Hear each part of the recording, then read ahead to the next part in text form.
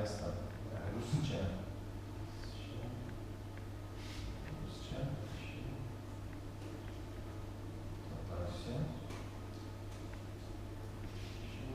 Заимствований словарь пишем, да? Заимствование это алынма. Алынма. Алынма. Алынма. Алынма. Вот помните, мы говорили пример, да? Алын, да? То есть алын глагол как бы не используется, но от него образуется так же, как кур, кургес, кургезме, выставка, используется алынма. То есть от глагольное существительное заимствование. Алынма. Нет, алынма.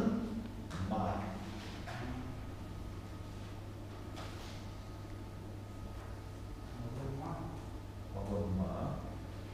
Заимствований. Алынмалар. Значит, так-то заимствование это же как бы должно быть здесь, то есть алынмаларның, правильно, да? Так-то. Но здесь усекается как бы для красоты. Сүзлек бар, да? Сүзлек.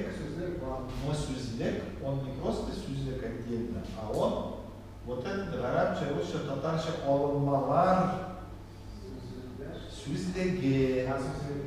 Сүзлеге, то есть мы согласуем словосочетание. Сүзлеге барма, то есть ли.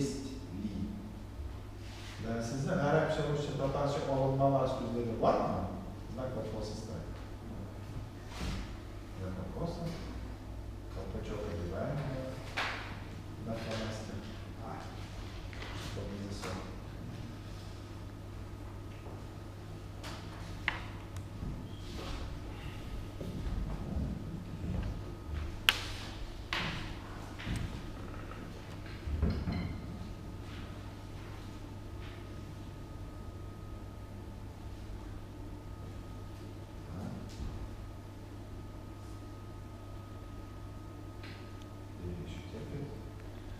Мастер-класс будет? Мастер-класс? Да. Я предложение подготовил. Да, давайте. Ну, вы переведите нам, да? Ну, Владимир сам переведу. Хорошо. Урал – старинные горы, разделяющие собой две части света. Это дикие, демонические, неподвластные человеку силы природы. Дикие какие? Демонические, Демонические. запятая, неподвластные человеку силы природы. Только достойным он открывает красоту недостижимого идеала. Каменный цветок, возросший в недрах Уральских гор. Могу вам дать? Или запишите? Гимнастика для ума.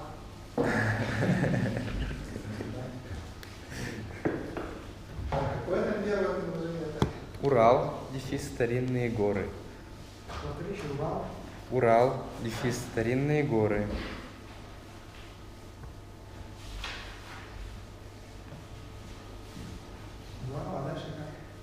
Дефис старинные горы. Да. Запятая, разделяющие собой две части света. Значит, здесь используется повторение. То есть не просто Урал, потому что Урал может быть река, и, то есть какое-то употребляется словосочетание, которое уточняет, что такое. А там получается Урал дефис, то есть про Урал. Вот, это мы можем написать тоже так же. Человек, дефис, да? Можно написать. Но лучше с уточнением написать, что мы говорим про горы. Так, вот там, так, Уральские горы, старинные горы. Старинные горы, дефис, запятая, разделяющие собой две части света. Разделяющие собой две части Точка, да? Да.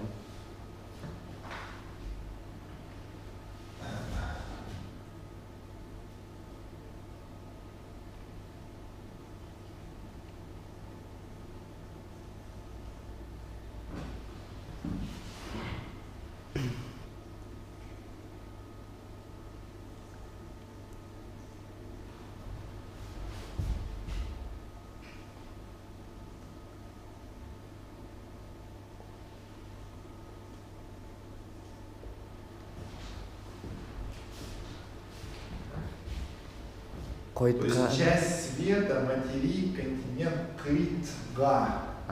Критга.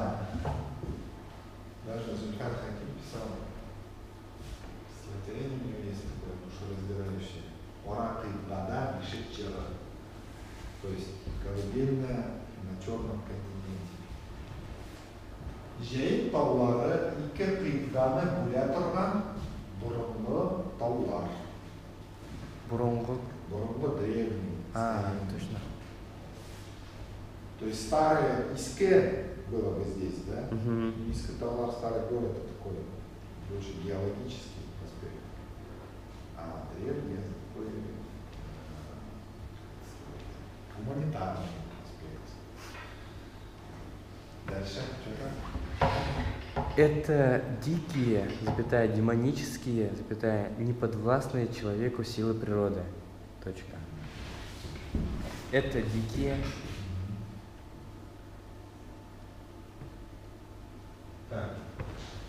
Дикие, демонические. Неподвластные человеку силы природы.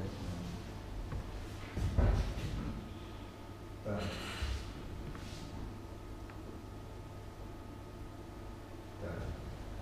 Так, демонические. Вот про что-то говорили, помните, не чудовище, а привидение. Может, это слово использовать? Давай, конечно, подумаем. Ну, привидение. Привиденческие получается, да? Ну да. Ну, не очень удачное слово. Надо что-то какой-то, это тут нету прямой аналогии, да? Надо что-то вот, какой-то искать аналог пытаться. Что там, неподвластное? Человеку силы природы.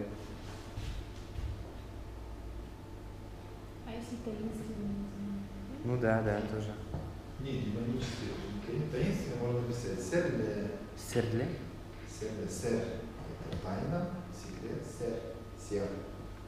Серле. То есть, типа, как сказать, таинственный. Серле. Можно написать, то есть, ну давайте вот тут, значит. Серле. Можно написать тылсымлы. Это что тут? Тылсымлы волшебные. Можно написать сихри колдовские.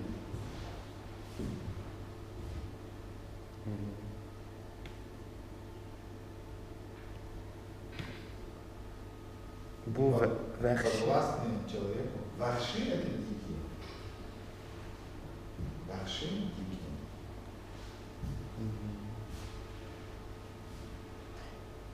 Неподвластный человеку силы природы.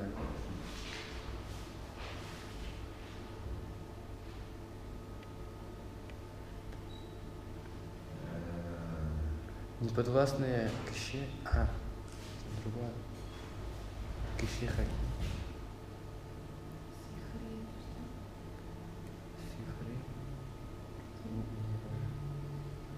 Сихри как еще раз будет? Колдовские. Да. Сихр. Колдовство.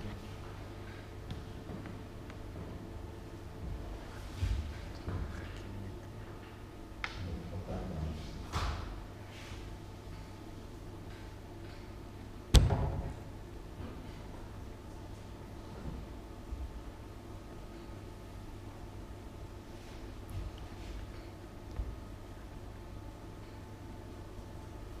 А что там? Природные силы? Или Силы природы.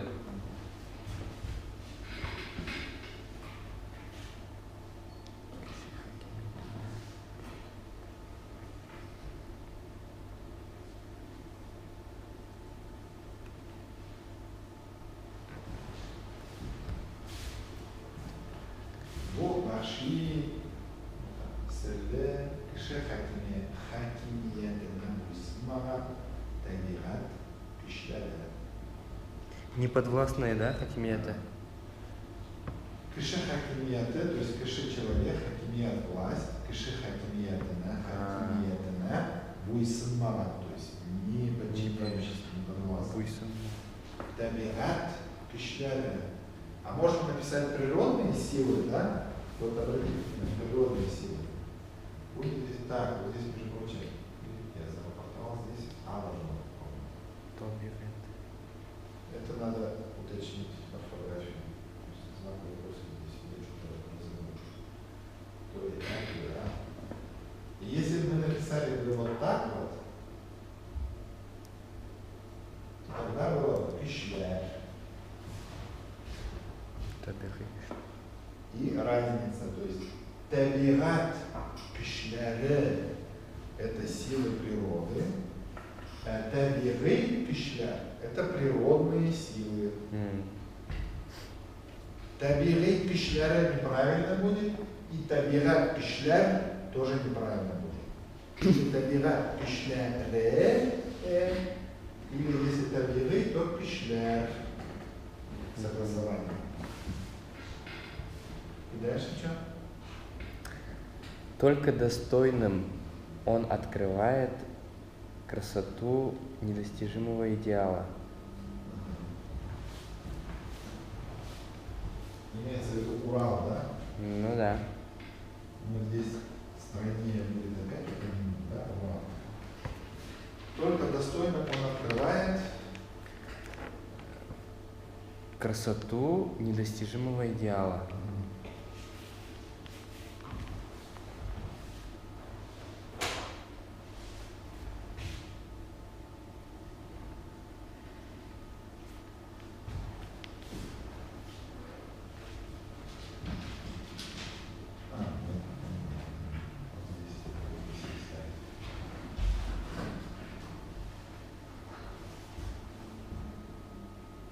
красоту Недостижимого идеала, да? Да.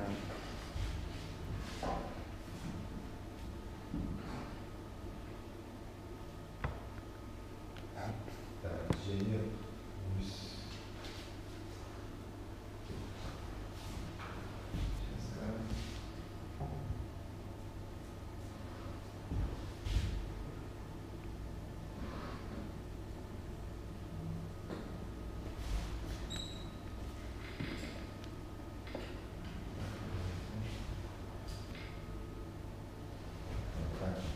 здесь двусмысленно может получиться.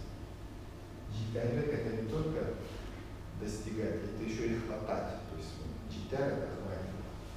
А вот еще достижимый ириширлик. А? Ириширлик. Ну, можно и решерлек. Можно. Нет, смотрите как. Давай и решерлек. Это более высокопарное слово.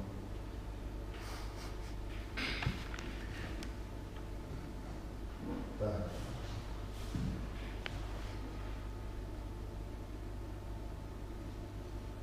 Смысл здесь будет. Идеал, да, надо еще?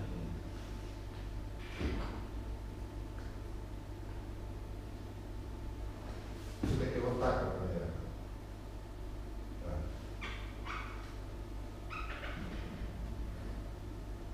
Это где такое?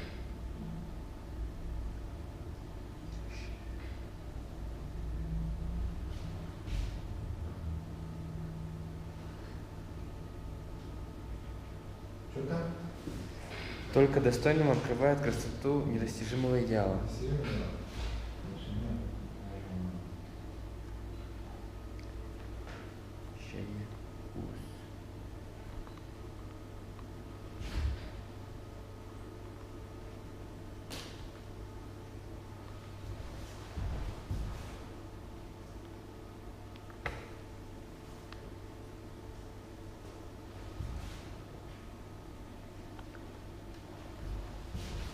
Только достойный. То есть достойный у нас это как бы субстантивированное прилагательное. То есть оно обозначает предмет. Да?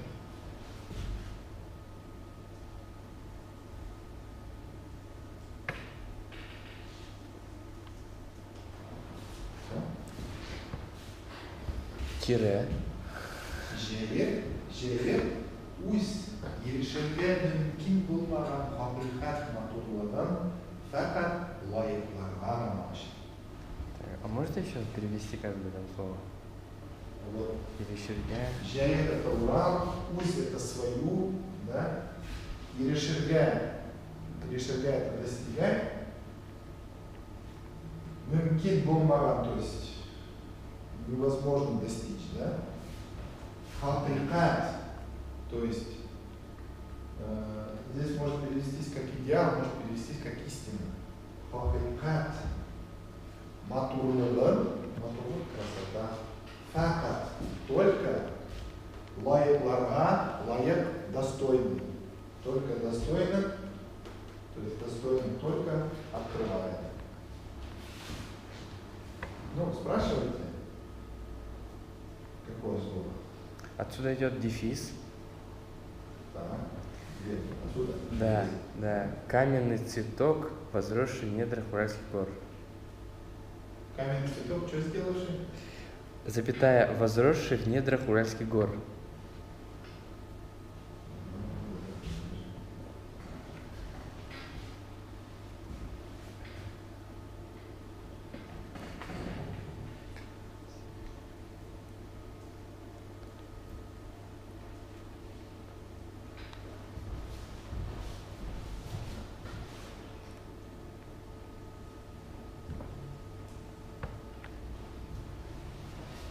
Что он сделал? Возросший? Возросший в недрах Уральских гор. Ну, возросший